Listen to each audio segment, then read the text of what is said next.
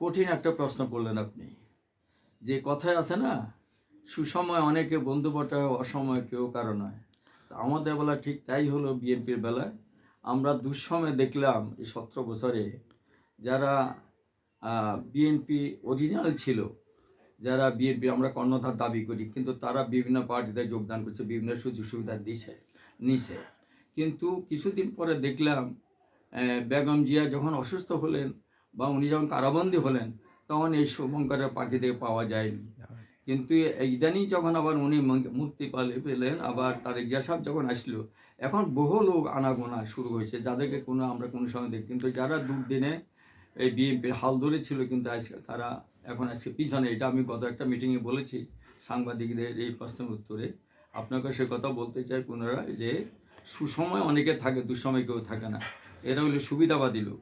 যেমন এখন অনেক আওয়ামী লীগ এসব বিএনপিতে যোগদান করছে বিএনপির লোকের কারণে। এরা তো আর জোর করে জয়েন করতে পারে না, কিছু সুযোগ সুবিধা দিছে বা কিছু কথা দিয়েও, আত্মীয় সম্পর্ক বা কিছু মানিটারি সুবিধা নিয়ে হয়তো কেউ করতেছে, কিন্তু এরা আরেকদিন হয়তো ফিরে যাবে, তারা দুর্দিনে হয়তো আবার থাকবে না। এখন শুধু হিসাবে আসছে, আমি নিজেও সাক্ষী।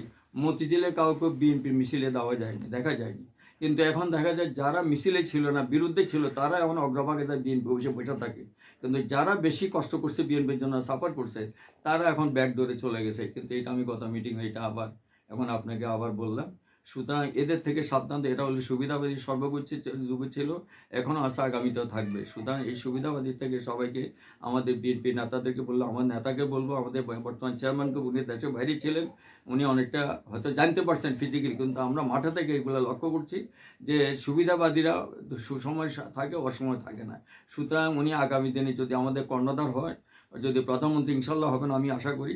সুতরাং এই ব্যাপারটা যারা সাফার করছে 17 বছর, তাদের ব্যাপার উনি উনি স্পেশাল দৃষ্টি দিবেন, এটা আমি আশা রাখছি। আর যারা এখন ঢুকছে বিভিন্ন সুযোগ সুবিধা নিয়ে, আমাদের কিছু নেতার কারণে বিএনপির নামদারি, তাদের ব্যাপারে উনি অ্যালার্ট থাকলে উনি মনে হয় আমাদের দলের জন্য ভালো হবে। এই প্রত্যাশা আমি রাখছি জাতি এবং আমাদের দলের কাছে। সবাইকে ধন্যবাদ।